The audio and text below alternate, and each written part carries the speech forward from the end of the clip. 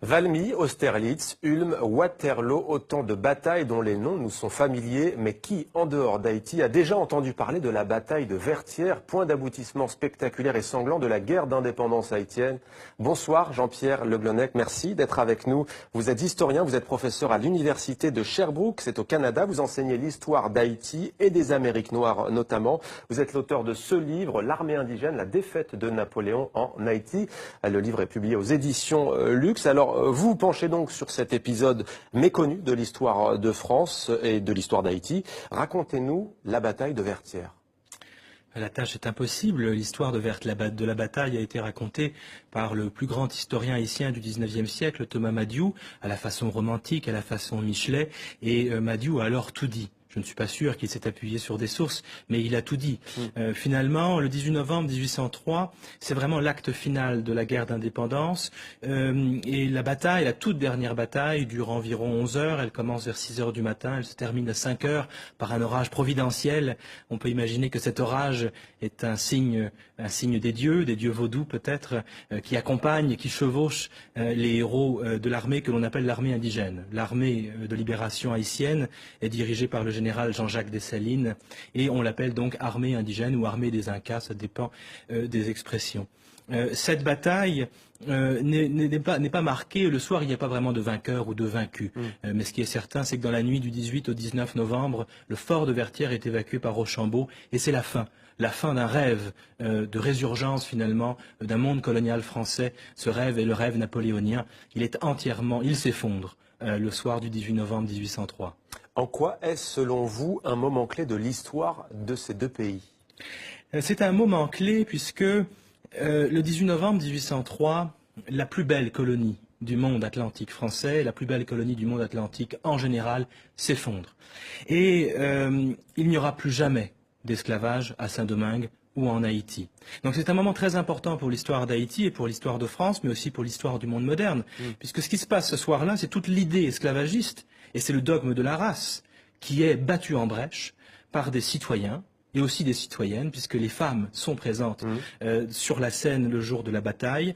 L'idée de race, l'idée d'esclavage racial est battue en brèche, et à la place, ce qui triomphe le 18 novembre 1803, c'est le droit à la vie, le droit à la liberté, et le droit à la citoyenneté. Il s'inspire en fait des idéaux de la Révolution française. Alors qui s'inspire de qui? On pourrait dire l'inverse. On pourrait dire finalement que les Français se sont peut-être aussi inspirés de la lutte des esclaves de Saint-Domingue, qui se révoltent à partir de 1791 et qui obtiennent leur liberté.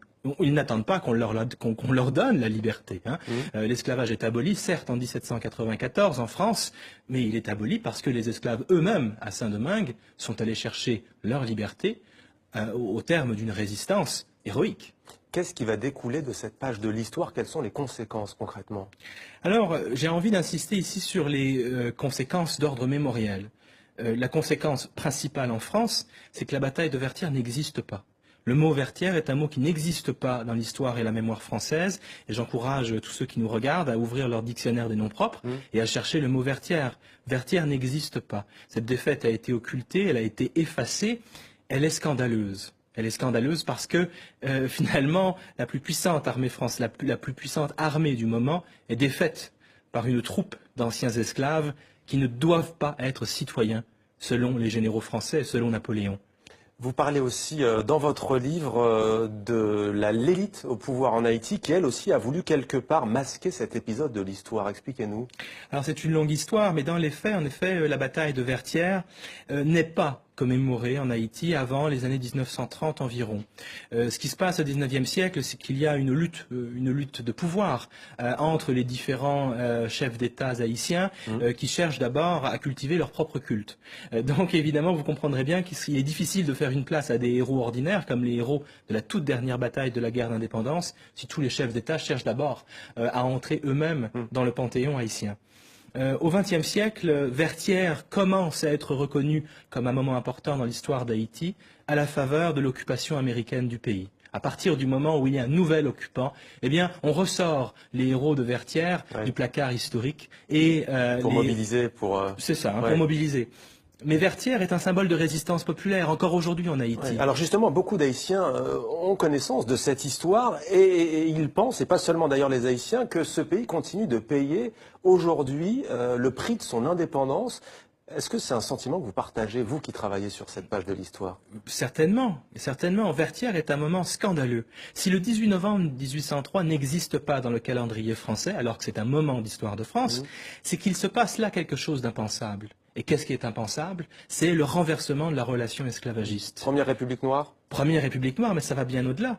Le 18 novembre 1803, les maîtres deviennent les esclaves et les esclaves deviennent les maîtres. C'est impensable. C'est bien pire qu'une défaite à Waterloo ou en Russie. Alors voilà en grande partie pourquoi cette bataille continue à être occultée. Jean-Pierre Le Glonec, l'armée indigène, la défaite de Napoléon en Haïti, à lire absolument si vous êtes passionné d'histoire et si vous voulez connaître une partie de l'histoire de France et d'Haïti. Merci à vous d'avoir témoigné dans 64 minutes.